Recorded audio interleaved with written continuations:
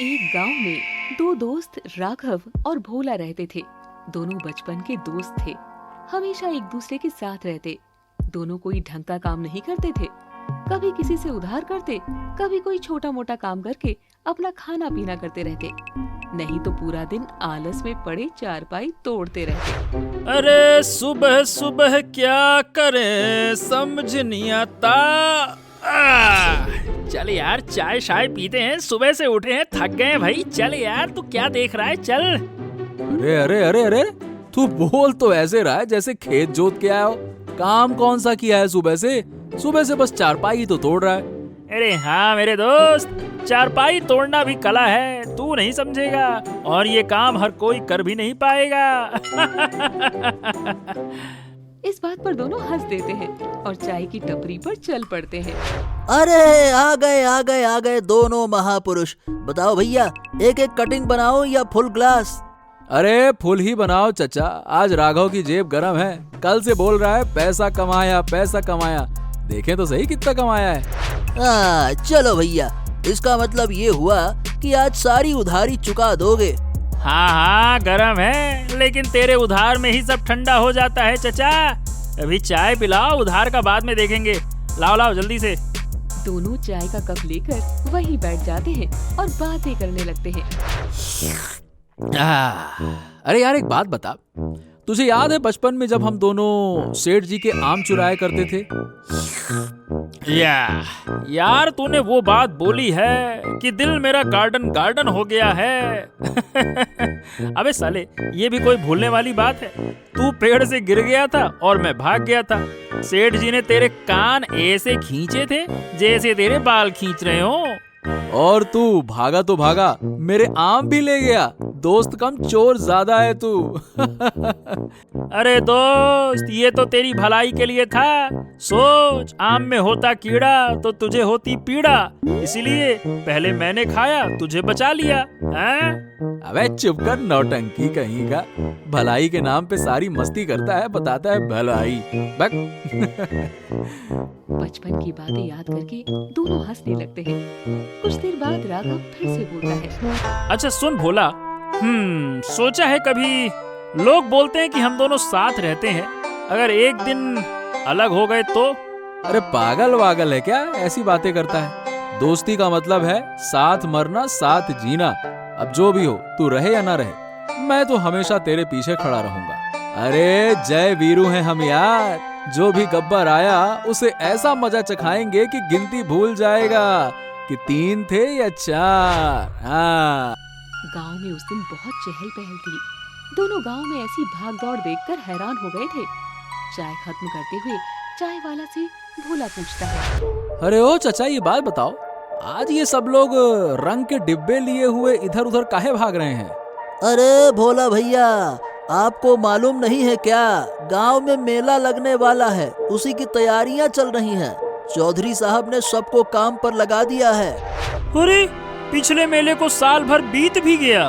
अरे तेरी पता ही नहीं चला। क्यों भोला? वाह वाह वाह वाह, सारा दिन तो सोता रहेगा तो पता कहाँ से चलेगा? तभी एक आदमी उनके पास आता है। अरे राघव और भोला, अरे रुको भाई, रुको। कहाँ जा रहे हो? कहाँ जाएंगे, यहीं तो हैं। कहिए काका। बेटा, मेला पास में है, मैंने सबको काम पे लगा दिया है, लेकिन वो टंकी की काम है अपना। और हाँ, बस मैं भोला की गारंटी नहीं देता, टंकी रंगते रंगते कहीं ये खुद ही ना रंग जाए। वाह वाह वाह वाह वाह, तू तो बड़ा नेता है ना। पिछली बार याद है, मिट्टी उठाने गया था और खुद ही मिट्टी में गिर गया था।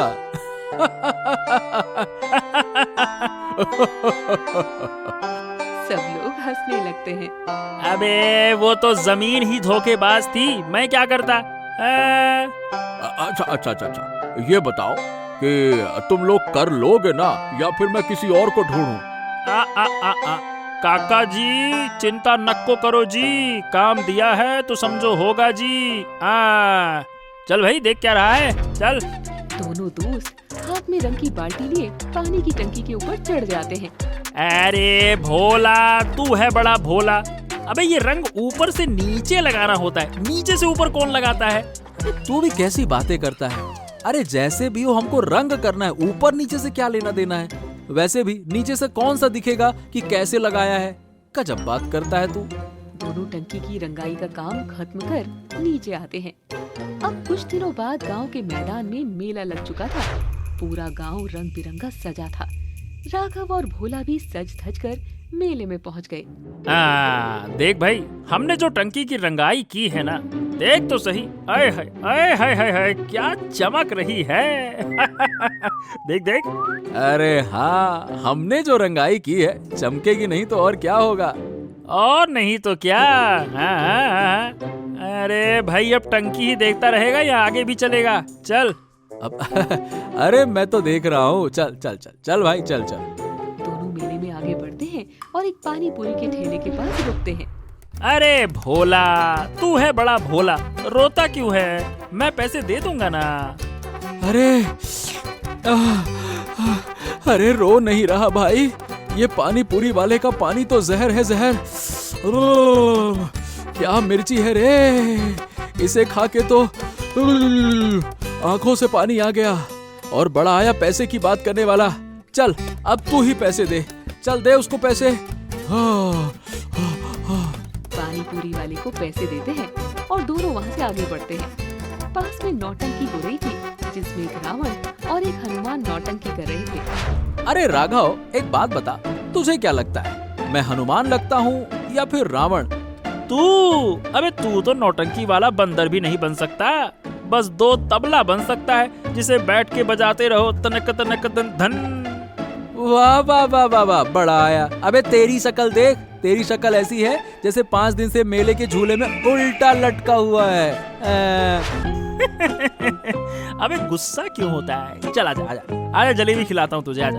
ओ देख, वहाँ मस्त गर्मा गर्म जलेबी निकल रही है। आ तो सही यार। राघव भोला के गले में हाथ डालकर उसे जलेबी वाले ठेले के पास ले आता है। अरे भैया, जरा गर्मा गर्म जलेबी तो दे दो, मेरा दोस्त हो गया है गुस्सा, जलेबी खाए बिना मानेगा नहीं कुछ। लाओ लाओ जल्दी से दो। जलेबी वाला उन्हें एक कागज पर रखकर जलेबी देता है। ले भाई, आज तुझे मैं अपने हाथों से खिलाता हूँ। ये। अरे बस बस कर, अब ज्यादा मीठा मत बन। पहले गुस्सा दिलाता है, फिर मस्का लगाता है। अच्छा छोड़ ना ये सब, तू जलेबी खा। ले ले।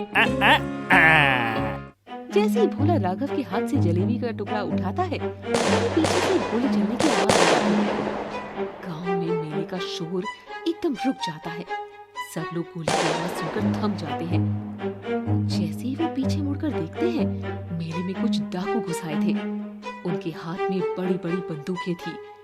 डाकू को देखकर सब लोग इधर उधर भागने लगते हैं। सब तरफ अफरा तफरी मच जाती है। अरे सुनो सब लोग, कोई इधर उधर मत भागना, जो कोई भी जहाँ है वहीं रुक जाए। कुछ लोग वहाँ से भाग जाते हैं और कुछ वहीं डाकुओं के कब्जे में आ जाते हैं। डाकुओं ने राघव और भोला को भी अपने कब्जे में ले लिया था। अरे तुम दोनों इधर आओ, भागने की कोशिश की तो गोली से उड़ा दूंगा। अबे अबे अबे, आप क्या करेंगे? फट गई यार अपनी तो। चुप कर, ज्यादा बोल मत, जितना चुप रहेंगे उतना बचेंगे। डाकू जोर से चिल्लाता है। हे, सबके सब चुपचाप खड़े रहो। किसी ने भी चालाकी दिखाने की कोशिश की तो यहीं जान से मार दिए जाओगे। ए भोला यार, मजाक मजाक में हमने सोचा भी नहीं था कि ऐसा दिन देखना पड़ेगा। लगता है आज तो पूरे फंस गए भाई। अबे तू टेंशन मत लेना, अभी तू बस चुप रह, सिर्फ चुप रह। डाकू सब लोगों को एक जगह खड़ा कर देता है। हम जानते हैं कि इस गांव में मंदिर में सोने की मूर्ति दान की है, और जहां कहीं भी वो मूर्ति रखी है, चुपचाप हमें लाकर दे दो। लोग एक दूसरे की तरफ देखते हैं, लेकिन कोई भी जवाब नहीं देता। तभी चौधरी काका डरते हुए बोलते हैं, अरे वो भगवान की मूर्ति आज शाम को पूजा के बाद चढ़ाने के लिए है। चुप, बहुत भक्ति दिखाई तो सबको यहीं गाड़ दूंगा। अच्छा, तो सबको एक मौका दे रहा हूँ, जो बंदा हमें उस मूर्ति तक ले जाएगा हम उसकी जान बख्श देंगे, बाकी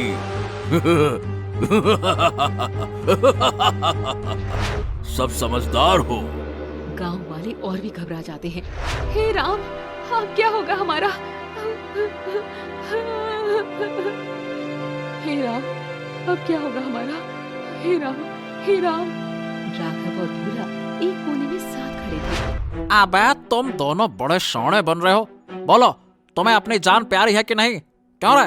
सब लोग उनकी तरफ देखने लगते हैं। तभी राघव एक कदम आगे बढ़ाता है। मैं जानता हूँ कि वो मूर्ति कहाँ है। मैं तुम्हें वहाँ तक ले चलूंगा, लेकिन मुझे मारोगे तो नहीं? ये सुनते ही सब लोग एकदम हिल जाते हैं। डाकू हंसते हैं। अरे वाह, असली मर्द इसे कहते हैं। शाबाश बेटे शाबाश। देखा कैसे जान बचाने के लिए आगे आ गया। बाकी तुम सबके सब फट्टू हो, फट्टू, डरपोक कहीं के। भोला के चेहरे का रंग उड़ जाता है। उसे यकीन नहीं हो रहा था कि राघव ऐसा कैसे कर सकता है। अरे ये क्या कर दिया राघव ने? मुझे छोड़ के अपनी जान बचाने की सोच रहा है। हमेशा साथ में गब्बर को मारने की बात करता था और आज सब बेकार। वाह बेटा। डाकू राघव की तरफ बंदूक ताने उसे धमकाते हुए कहता है। अबे चल, सीधा चल। ज्यादा नाटक किया तो गोली चला देंगे, समझा? चुपचाप सीधा हमारे साथ चल। मूर्ति ला कर दे। समझा कि नहीं समझा? कोई शान पट्टी करना नहीं। एक डाकू अपने घोड़े से उतरता है और राघव के पीछे पीछे चलने लगता है। डाकू की बंदूक का निशाना सीधा राघव के सर पर था। राघव डाकू को मंदिर के अंदर ले जाता है। मूर्ति मंदिर में एक तिजोरी में रखी थी। सुन बे, सीधा मूर्ति ला कर दे। कोई नौटंकी नहीं तो धरती में गाड़ देंगे। चल जा। राघव मंदिर के अंदर जाता है। भगवान के पास से अलमारी की चाबी उठाता है और अलमारी खोलने की कोशिश करता है। बाहर से डाकू राघव को धमकाता है। अबे इतनी देर क्यों लग रही है? कोई होशियारी नहीं। राघव बाहर आकर डाकू को चाबी दिखाते हुए कहता है। वो अलमारी नहीं खुल रही। उसी के अंदर ही वो सोने की मूर्ति है। डाकू उसके हाथ से चाबी ले लेता है और मंदिर के अंदर आ जाने की कोशिश करता है। जैसे ही डाकू मंदिर के अंदर घुसने लगता है, राघव उसे रोक देता है। वो तुम ये बंदूक अंदर नहीं ले जा सकते। अच्छा, तो तू मुझे बताएगा कि क्या करना है और क्या नहीं। क्या रे? देखिए, मैं आपके भले के लिए कह रहा हूँ। इस मंदिर में किसी भी तरह का हथियार ले जाना मना है। यहाँ तक कि छुरी चाकू भी मना है। एक बार गांव का एक आदमी गलती से छुरी लेकर अंदर गया था, बाकी फिर वो बाद में अंधा हो गया। अब ये आप अपने रिस्क पे देख लो कि लेके जाना है कि नहीं। क्या बे? क्या कहा तूने? सच बोल रहा है क्या? बिल्कुल, मैं आपसे झूठ क्यों बोलूंगा? पहले ही मुझे डर लग रहा है, ऊपर से झूठ। नहीं, अपनी जान थोड़ी ना गंवानी है। डाकू कुछ देर कुछ सोचता है और फिर बिना बंदूक के अंदर जाने के लिए मान जाता है। ठीक है, लेकिन कोई चालाकी करने की कोशिश मत करना। मेरी नजर तुम पर ही है। हाँ।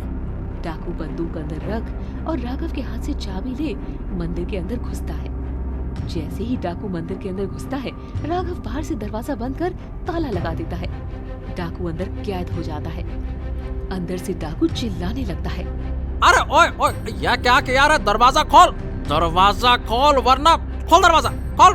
राघव दरवाजे के पास डाकू की रखी बंदूक उठाता है और उस तरफ चल पड़ता है जहाँ पर सारे बाकी डाकुओं ने लोगों को इकट्ठा किया था। अब शुरू होता है असली खेल। इन्हीं डाकुओं को इन्हीं के हथियारों से निपटाना है। हाँ। वहीं दूसरी तरफ बाकी डाकू मूर्ति का इंतजार कर रहे थे।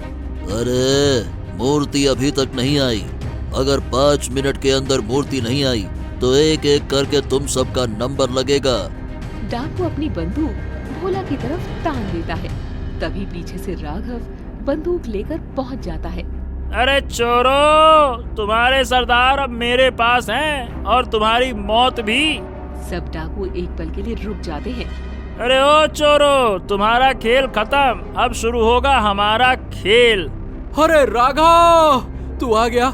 मुझे लगा तू मुझे छोड़ के चला गया मेरे भाई। राघव डाकू की तरफ बंदूक ताने भोला को अपनी दोस्ती का यकीन दिलाता है। अरे पागल है क्या? तुझे कभी अकेला छोड़ सकता हूँ क्या? ये सब चाल थी मेरी, ताकि तू बचा रहे और मैं इन सबको सबक सिखाऊं। डाकू समझ जाते हैं कि उनका प्लान पलट गया है। अपने बचाव के लिए डाकू राघव पे बंदूक तानकर गोली चलाने की कोशिश करते हैं। राघव और भोला दोनों एक साथ दौड़कर जान बचाते हैं। ए, मारो इसको। लेकिन इससे पहले कि डाकू गोली चलाते, भोला पास में रखा गरम जलेबी का तेल उठाकर डाकुओं पर फेंक देता है। डाकू गरम तेल में जल जाते हैं। उनके हाथ से बंदूकें गिर जाती है। गांव वाले आगे बढ़कर सबको रस्सी से बांध देते हैं। कुछ देर बाद पुलिस भी पहुंच जाती है और सारे डाकुओं को पुलिस पकड़ लेती है और आते जाते इंस्पेक्टर राघव भोला और बाकी गांव वालों को शाबाशी देता है। आज आपने गांव में बहुत बड़ा काम किया। अरे ये सब तो इस राघव और उसके दोस्त भोला की हिम्मत है, वरना हम तो हिम्मत हार गए थे।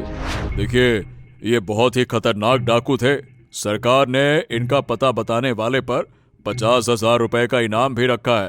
लड़कों, तुमने आज इन डाकुओं को पकड़वाकर बहुत बड़ा काम किया है। शाबाश। शुक्रिया सर, शुक्रिया। और हाँ, तुम्हें इनाम की रकम भी जल्द मिल जाएगी। ठीक है, वेल डन। इंस्पेक्टर डाकुओं को पकड़कर ले जाते हैं। पुलिस के जाने के बाद दोनों दोस्त एक दूसरे को गले लगाते हैं। अरे यार अबे मुझे क्या लगा तू मुझे बीच रास्ते में ही छोड़ के निकल लिया। दिल तोड़ दिया तूने। पर सही बताऊं, तू है गजब का हीरो आदमी भाई, एकदम हीरो आदमी। क्या एंट्री मारी तूने। अरे भाई मेरे, तुझे कभी छोड़ सकता हूँ क्या? और वैसे भी बचपन का हिसाब भी तो पूरा करना था। हैं? कौन सा हिसाब? अरे वही सेठ के आम चुराने वाला। तब मैंने भाग के आम चुराए थे। आज उन्हीं आमों का हिसाब तेरी जान बचाकर पूरा कर दिया। अबे फिर तो कान भी खींचने चाहिए। रुक जा, तेरी तो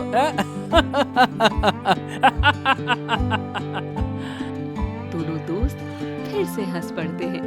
पूरे गांव में फिर से खुशी की लहर दौड़ जाती है। ऐसे और भी मजेदार वीडियो देखने के लिए हमारे YouTube चैनल दादी माँ की कहानियाँ को सब्सक्राइब करें